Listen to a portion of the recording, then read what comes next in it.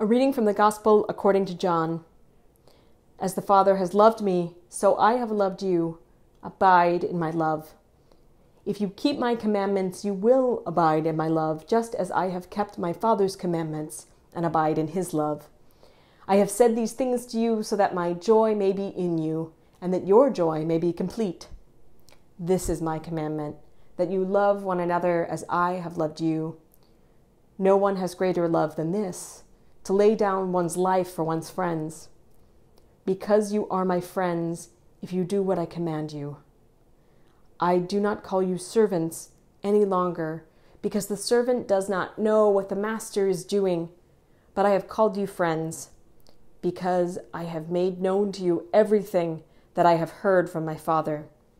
You did not choose me, but I chose you, and I appointed you to go and bear fruit, fruit that will last, so that the Father will give you whatever you ask him in my name. I am giving you these commandments so that you may love one another. We give thanks to God for this reading. There is only one word for love in the English language, or so I informed the Russian student I had befriended while studying in Moscow the summer after my sophomore year of college. He was outraged and quickly quipped, "So you mean to tell me that in English, I feel the same way about my mother as I do a ham sandwich?" I don't know. I'm vegan. But this epiphany does perhaps speak to the truth that our failure to understand love may be honey-baked right into the language we use to describe it. Other languages have many words for love, like in ancient Greek. They have eros, philia, phage, and the word that Jesus uses today, agape. But you don't need an etymology lesson to understand that Jesus is talking about love that eclipses the love we feel for a sandwich. He says, abide in love, live always in love, and love is this, to lay down your life for the other.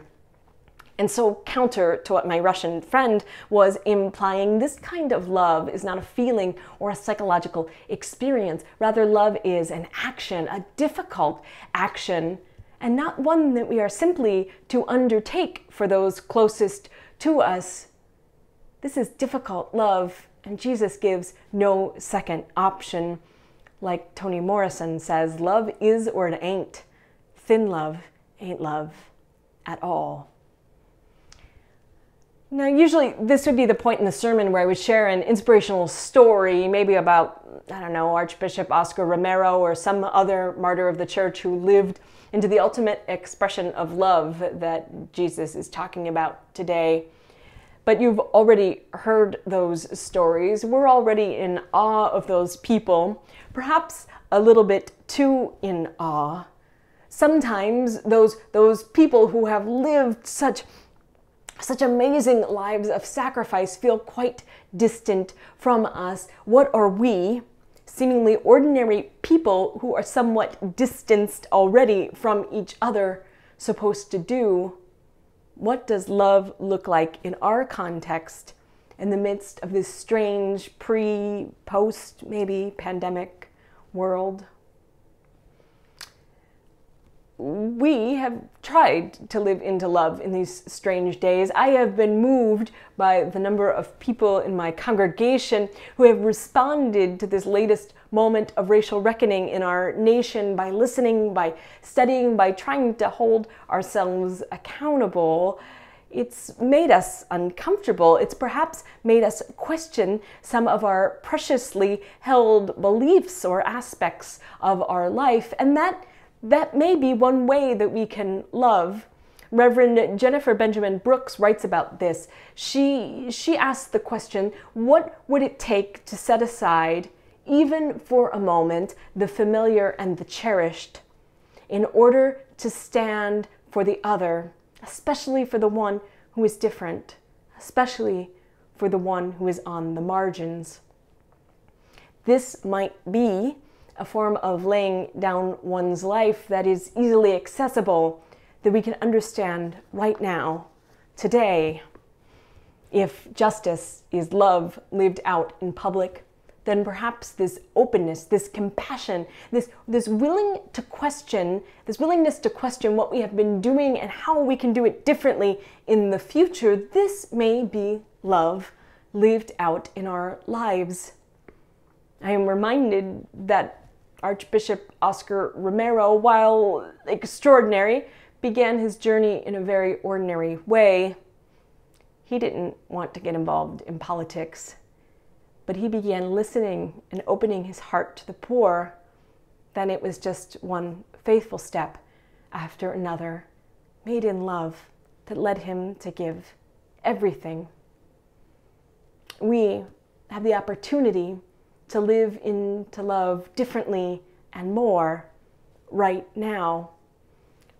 Part of the gift of this past year is a restart. We have already set aside so much of what is familiar and cherished, and it is not predetermined or predestined that we should need to pick those things up again. It is not necessary or even advisable that we should rush back to life as usual, church as usual. We have the opportunity before us to experience and to live into love differently.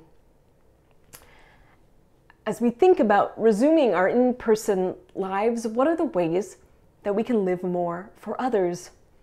What are the things that we can give up that really have nothing to do with love? As we think about resuming our in-person church, how can we be a church that's more for others? What would it look like for us to gather differently and in ways that are more focused on service to our community rather than familiarity with ourselves? What are the ways that we can gather differently that are focused more on service to our community rather than familiarity with ourselves? Perhaps this seems a bit scary.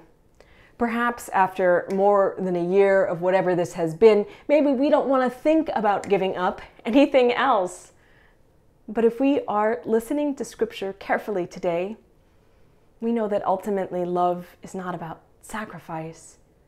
It is, about all things, joy. My joy may be in you, Jesus concludes, and your joy may be complete. When we love as an action, or when we live first and foremost for others, we experience this kind of joy, this freedom, this release from our own agendas, and this liberation that we find in allowing the Christ that is within us to come to the forefront of our being. I have glimpsed this. I know you have too. At Christ Church, what has remained in person in this last year has been the food pantry, has been the community garden. I have been amazed at the outpouring of love in action, the reprioritization that I've seen in our community. I'm sure there have been moments of service in your past year too, moments when you have reached out to care for the other in love. In my life, it has been those moments that I have been closest to joy. And so we are called to love again and again in different ways and in new ways, in ways that I hope that we will share with one another, that our joy may be complete. Thanks be to God.